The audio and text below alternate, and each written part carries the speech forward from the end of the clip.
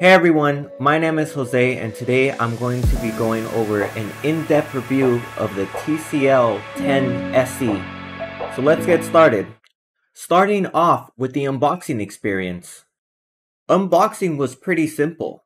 SIM to ejector, case, charger, and charging cable included. It's a 10-watt charger, so that's enough for this phone. Now for the case, it's actually of pretty decent quality. It doesn't feel that cheap. It's very reasonable quality. It fits the phone pretty well with the screen edges of the case and the screen glass curves not really having an overgap, so that's pretty nice.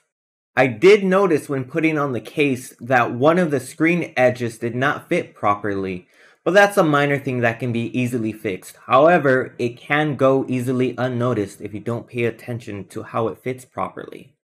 Now onto the basic overview of the phone. It has a 6.52-inch IPS 720p display. It has a 4000 mAh battery, a MediaTek Helio P22 chip inside. It has 64 gigs of storage with micro SD card support.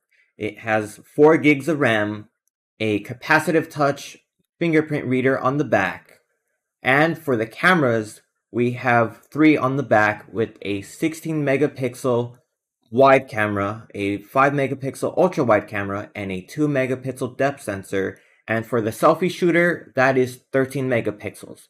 And all of this is for $159. Now onto software. Software is actually somewhat clean, but it's not minimalist, nor is it really that good. For example, the settings app just looks ugly to me. It's just really basic and the search bar inside the app gives you very generic results. Same with the app drawer. Anything you type into the search box just gives you really bad results and it becomes really cluttered once you start typing anything. There's also some bloatware, but it's not that much. It's just mainly Netflix and some other pre-installed apps.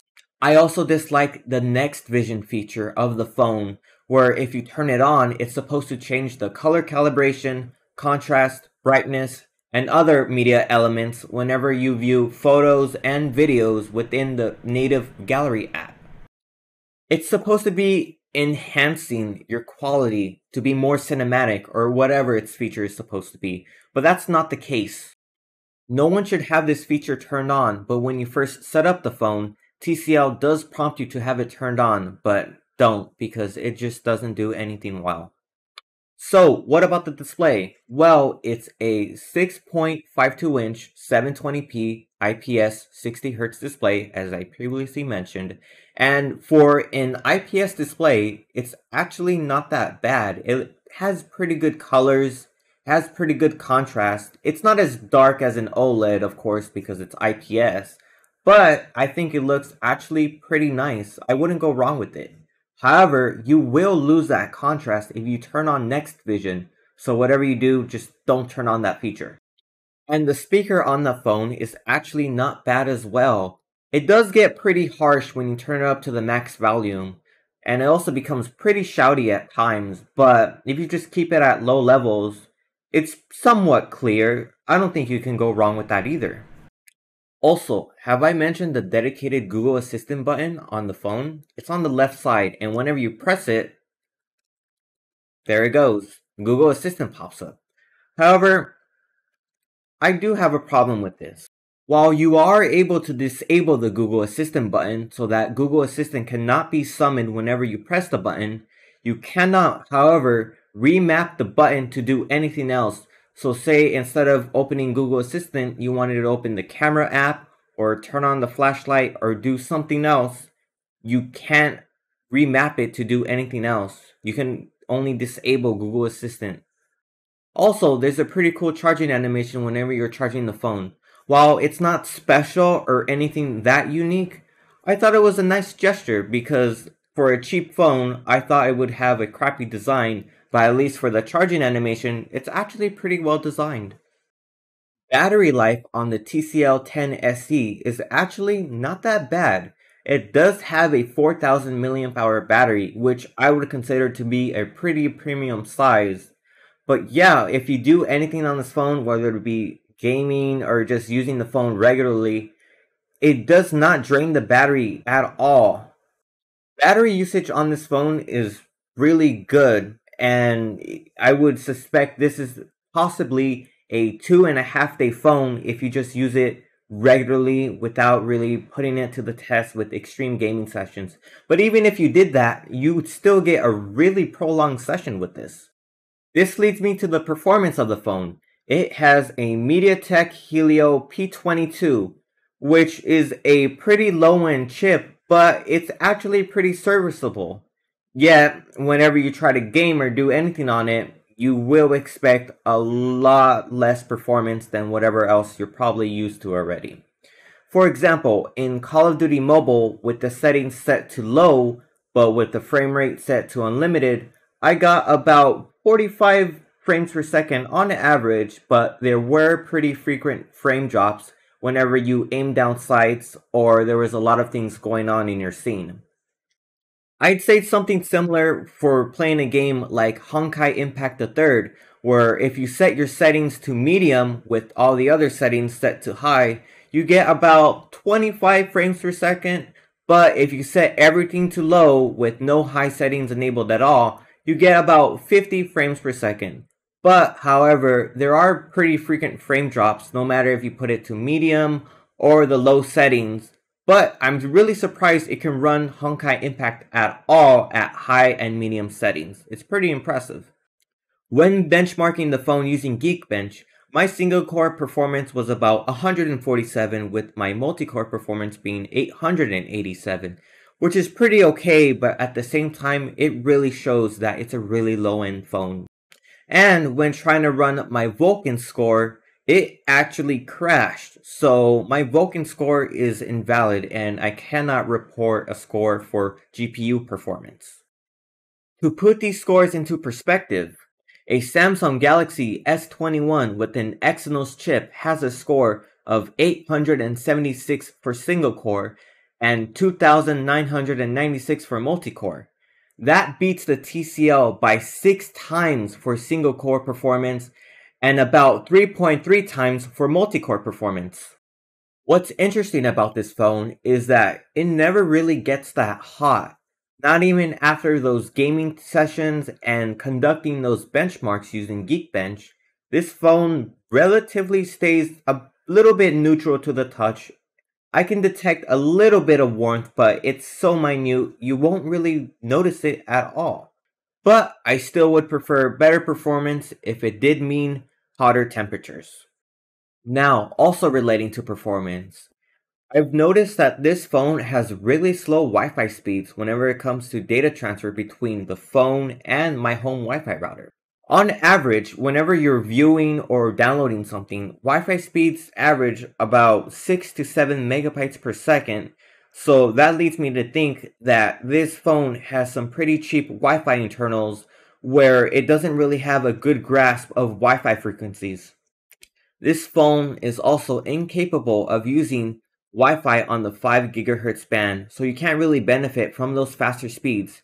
It also does not have NFC, and yeah, it does not have 5G either. Now, onto the camera aspect of the phone. It has 3 cameras with a 16 megapixel main shooter, a 5 megapixel ultrawide camera, and a 2 megapixel depth sensor. The main camera has solid colors. It's vibrant at an outdoor setting. There's less vibrance whenever you're in an indoor setting or at nighttime. Daytime photos are pretty solid, but nighttime photos are pretty much a nightmare. Video on the main camera is somewhat okay, but there's no optical image stabilization as expected with a budget phone. There is, however, electronic image stabilization, but there's no significant improvement between the option of it being on and off. Nighttime video is also pretty bad. There's no night mode option in the camera app, which is probably explained by the lack of OIS, where OIS definitely does help taking long exposure shots, especially at nighttime.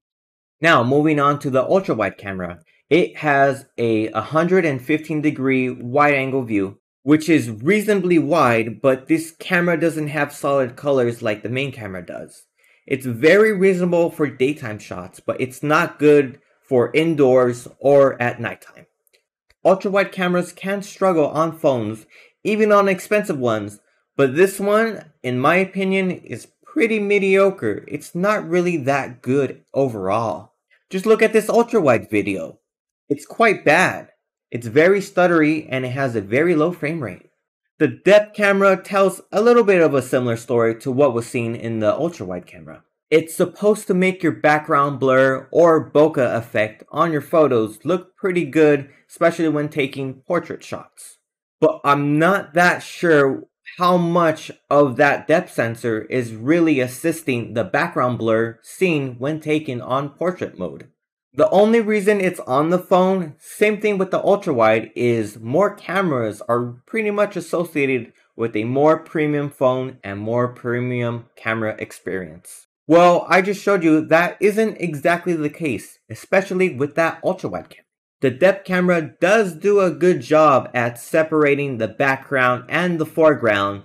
However, there are a little bit of hiccups here and there, but it does a pretty good job overall.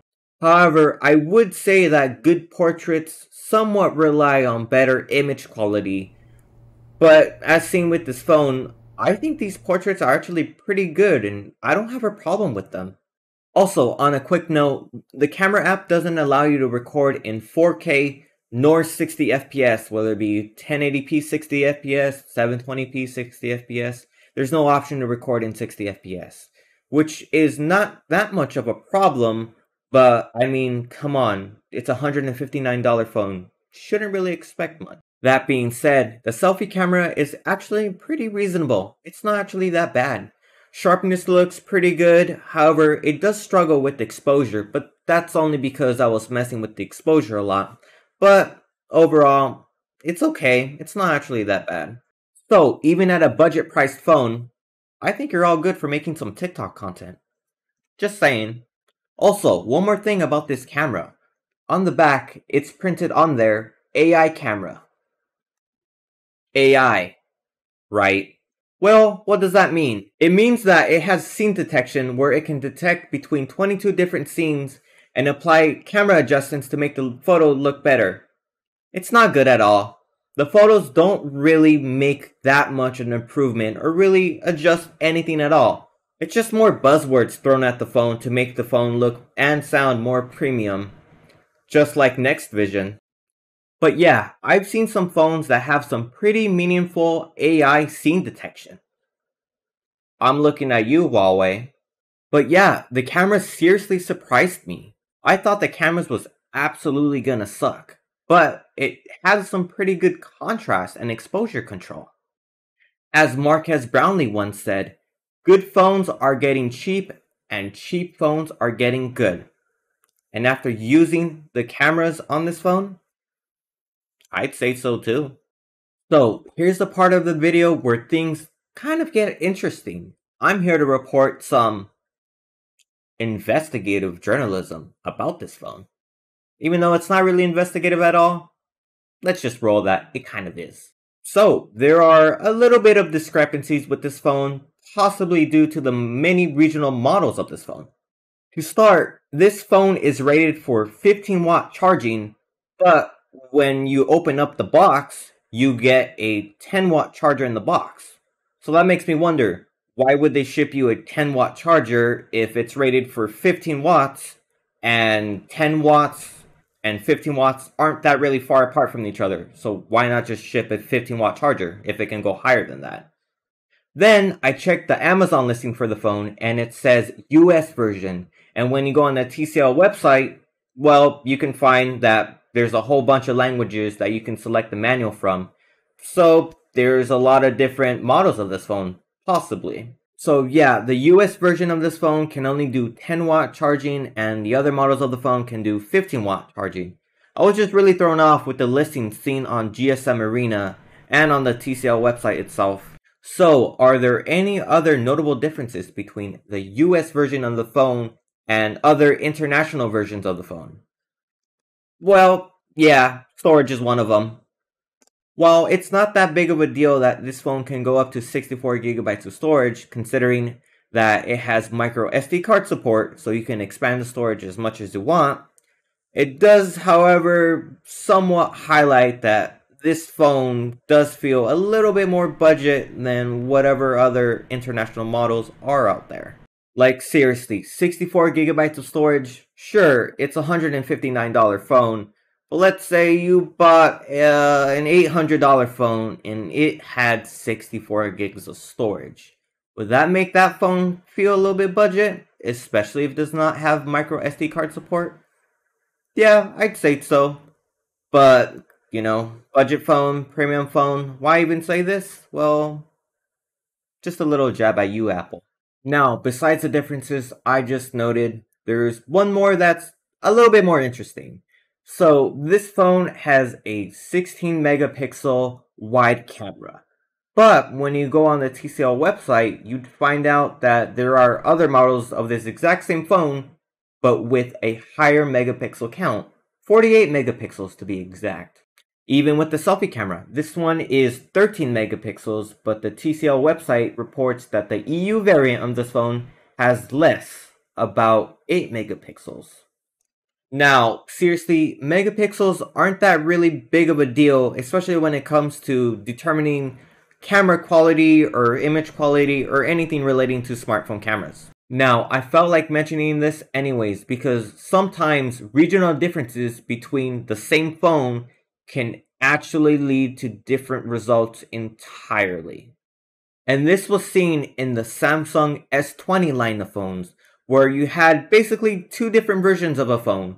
You had phone with one chip and a phone with another chip, and even though everything else was kept the same across the board, same battery capacity, same camera sensors, same everything, you had a completely different experience. You had different battery life, different camera experience, different performance, different everything. I cannot, however, distinguish between how different this US version and other international versions of phones are, but I just felt like saying it anyways. There's also no high megapixel mode inside the camera app, which makes sense because the US version only has 16 megapixels, and a high megapixel mode would make sense for the 48 megapixel variant of the phone. However, the one thing I can say that it does change between the 48 megapixel variant and the 16 megapixel variant is how much you're able to zoom in with the phone. On the US version, you can only go up to 4 times zoom, but on the 48 megapixel variant, you can go up to 10x zoom, at least reported by the TCL website itself. I still wouldn't trust that 10 times digital zoom is any good though, because yeah, it's digital zoom, it's not actually optical zoom, which is what you want in a smartphone camera. So here comes the question, is this phone really worth $159? I mean, kinda get what you pay for, especially in phones in this budget market. For example, the Samsung Galaxy A03s and the Xiaomi Poco C31. They're all pretty similar with a 6.5-inch screen, 720p display, triple camera setup, a MediaTek SoC inside, a water drop notch, a large 5000 mAh battery, with the TCL having 4000 mAh. Just budget specifications. The only thing is that the Samsung phone is $10 more expensive and has less RAM and 32 gigabytes of storage. So competition exists, especially in the low budget end of smartphones. My overall thoughts on this phone is that it's okay for the money.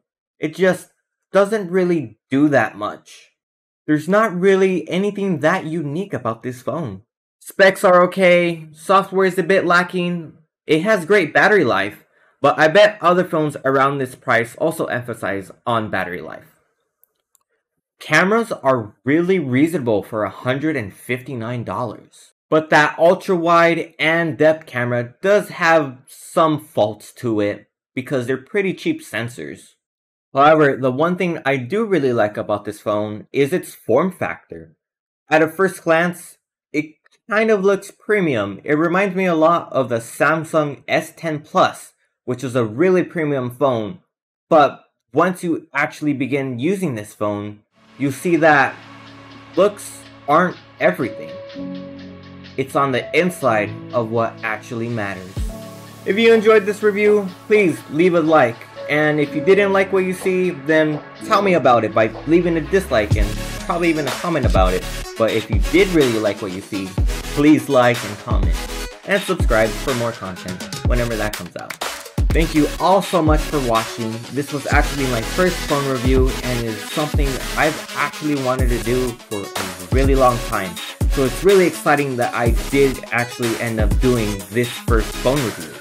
Thanks again for watching, and I'll see you again in the next video. See ya!